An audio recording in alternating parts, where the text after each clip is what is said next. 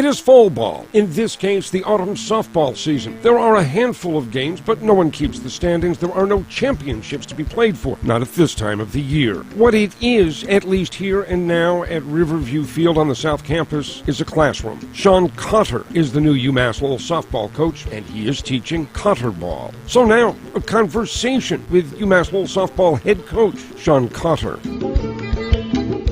For me as the new coach of the program, it's about establishing what our program is going to be, getting some of the core things that we're going to be, which is aggressive and fundamentally sound, and just trying to get to know the kids. So I think probably more so than any fall ball I've been involved with, this is a really important one for myself and for our squad of coming together and figure out what our identity is going to be for the spring. You've been on campus for a while. At what point do you feel like you know this team? I started to get that feel a little bit on Sunday after we played for the first time. I think I'll get a really good sense of that on Saturday. We play 3 more games. So we'll have been 5 games into our fall, 3 weeks into our fall, but there's still some question marks with injuries. We've got one kid who isn't going to be cleared for the whole fall. So, where does she fit into it as a senior? Alyssa Boris, who, threw a lot of innings for us last year, can't pitch until November 1st. So where does she fit into it? So there's still going to be some question marks, as we go. But yes, getting a much better feel for who we are and what we need to get better with. I think that's definitely true at this point. Do you try to establish what is, if you will, the Coach Cotter culture around a team? It's Cotter ball, and I think that's going to be a transition for our kids, and their family and our fans. We're going to be disciplined in what we do, but at times it's going to look like organized chaos. And yeah, the culture is going to be different. Not that there was a bad culture in the first place. That's one of the reasons why I looked at this position, and I really feel like it's one of the best college coaching jobs in New England, regardless of level. But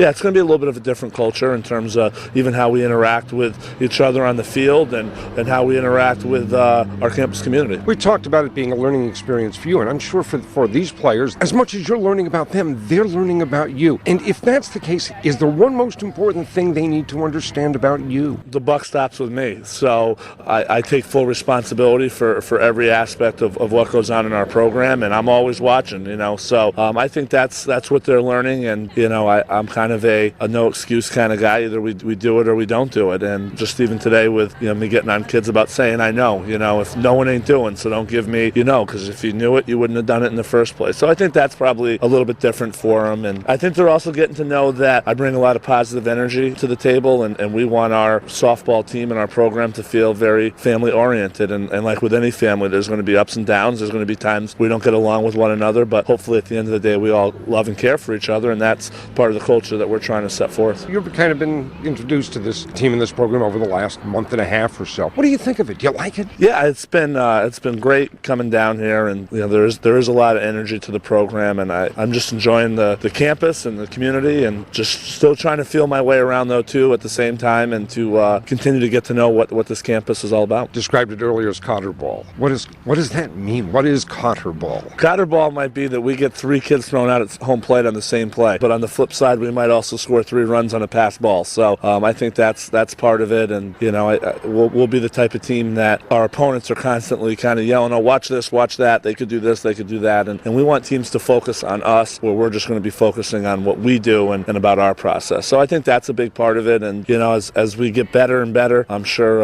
at first the coaches in the league will be all, Coach Cotter's a funny guy, but when we start beating them, then I still think I'm funny, but I get less funny with our opposing coaches, so I think that's a part of it too. For you, is that the bottom line, winning? Winning, but winning the right way. We're going to do it with quality kids, but yeah, I mean that's the only stat that matters to me is what's on the scoreboard. I don't care if we win a game on a hit by a pitch with the bases loaded, or the other team made 5 errors. Did we score more runs than our opponent? And that is the bottom line, and that's about competition. Watching practice, you raise the level of intensity. Yeah, I came from a basketball background, and I think one of the reasons why kids maybe don't choose to play softball and baseball to some extent is at times it's boring. So we try to make practice as high impact as we can, and always having kids being active. I mean, there are times that practice does slow down by the nature of the sport when you're doing, first and thirds for the first time or bunt coverage or whatever. But we try to make it high impact, so they feel like, wow, we were here for 2.5 hours, but it didn't seem that long. There are many ingredients that go into coaching, whether it's recruiting, whether it at times is fundraising and selling the program to people. It's also managing a ball club and making out a lineup card. There's also that part as well